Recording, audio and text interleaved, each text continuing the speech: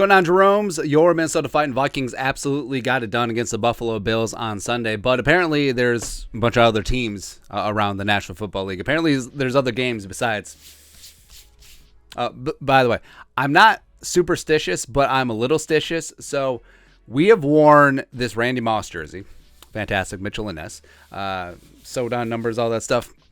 We wore this jersey for every Vikings victory. For the Eagles game, we stupidly wore a hoodie. So I don't know what it is. But also, you have to wear it without a shirt underneath.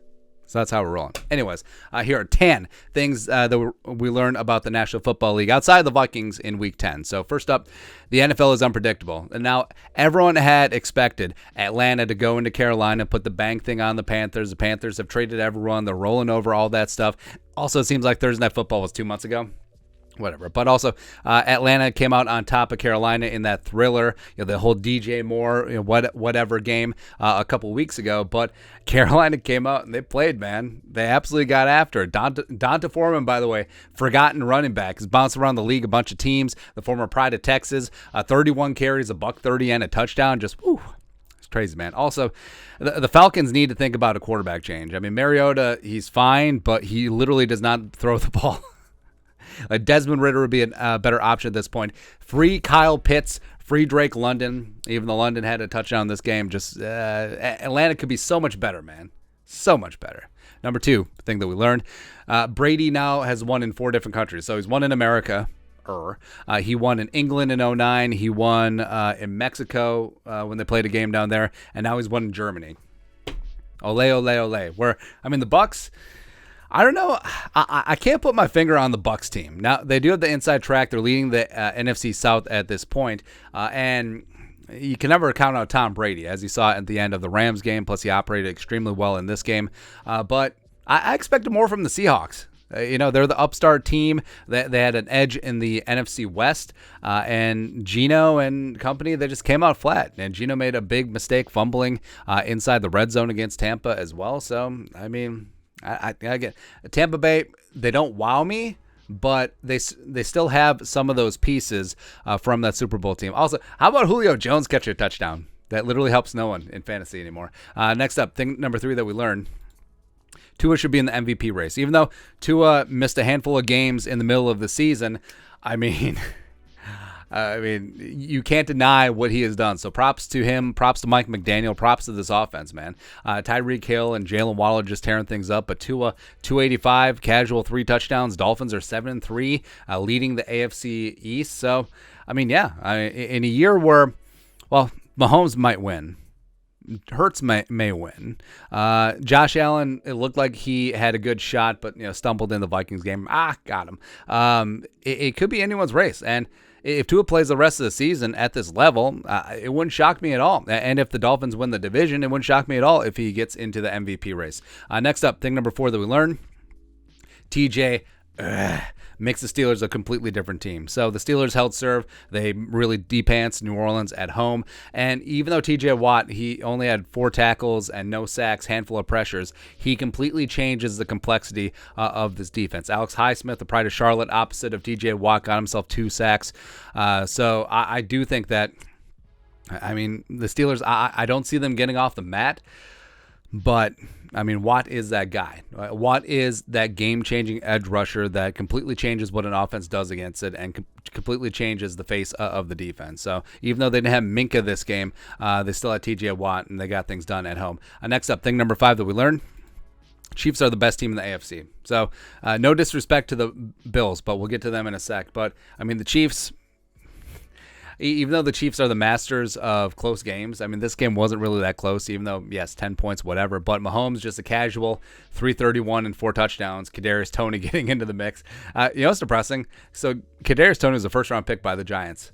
Sunday was his first career NFL touchdown with the Chiefs. It's just crazy, man. But with Mahomes and Chris Jones, I mean, they're always going to have a chance. They're always going to have a shot, man. Next up, thing number 6 that we learned, NFL Week 10.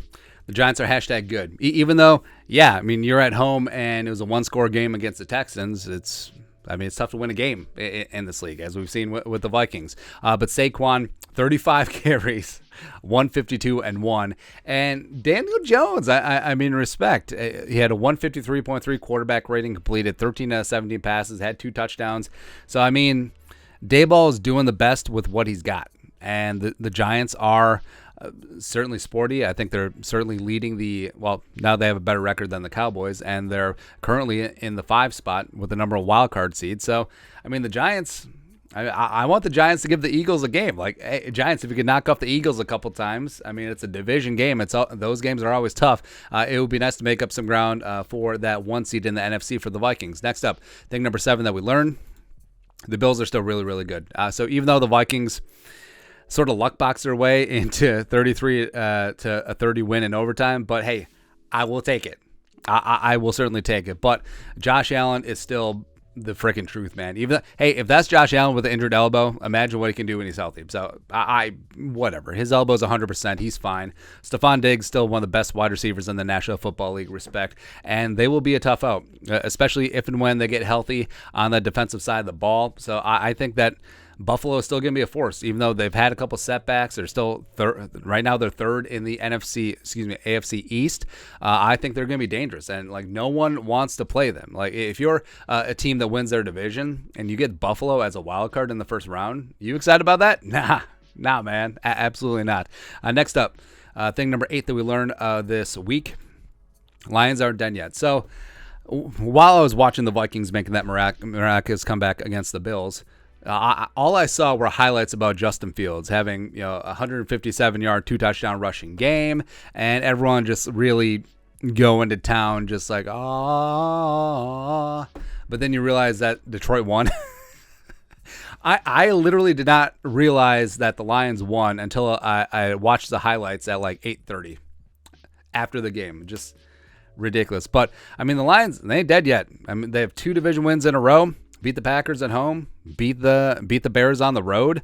So maybe they're starting to get their ish together. Amon-Ra St. Brown is still a bad dude. Absolutely love him. But I don't understand the Bears. So the Bears defense is atrocious. It's almost like they gave up Robert Quinn for nothing. It's almost like they gave up Roquan Smith for nothing. So it's almost like they gave up 2 of their defense players outside of Cheeseburger Eddie and Jalen Johnson. But yeah, I mean, they can run the ball, sure. I mean, Fields is coming along as a passer, but he's mainly been doing damage as a runner. I saw a stat. He's got the most rushing yards for a quarterback in a 5-game stretch in the Super Bowl era. But the Bears are 1-6 in their last 7 games. So, I don't know. Like the hype is not translating to wins. But, I don't know, future's bright, I guess. We can go with that. Sure. Next up, thing number 9 that we learned week 10. Jeff, Saturday, Sunday, yeah, all the puns, sure. But, I mean, the Colts go on the road and beat the Raiders. I mean, yeah, Derek Carr crying in the post-game press conference, but, I mean, credit to Jeff Saturday. I still think that it was a sham hire. I still think that it's pretty much an insult to anyone who gets into the profession of coaching, and we'll see what happens. Like, obviously, I would love to see them beat the Eagles next week, but I'm not holding my breath, even though it is in Indy. But there's a big win, and all it took was like, hey, replace Sam Ehlinger, a.k.a. Baby Tebow, with Matt Ryan, the corpse of Matt Ryan, who is still pretty... Did you see Matt Ryan had a 39-yard run? Josh McDaniels should be fired just because of that. But also, Jonathan Taylor-Thomas is healthy, and they just pounded the rock, and all of a sudden that offensive line looks a lot better. So, not rocket science. And also, you had a first-time play caller, which is hilarious.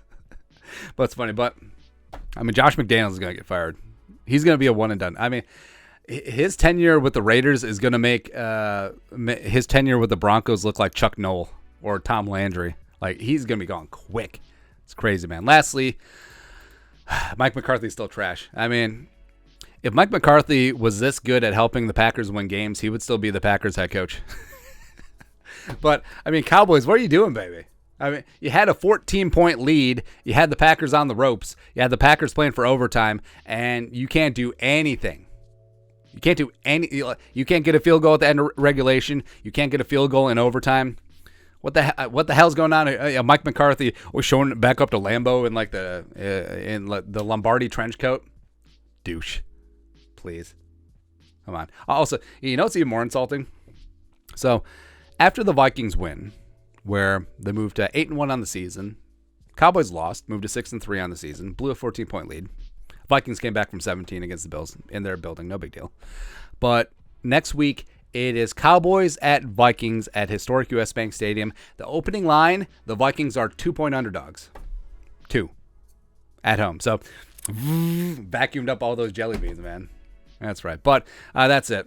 10 things that we learned week 10. What are your thoughts on our thoughts? Let us know in the comment section below. Subscribe for daily Vikings takes. Want to support the work? Put a little something in the Venmo. But till next time, Skol, production value.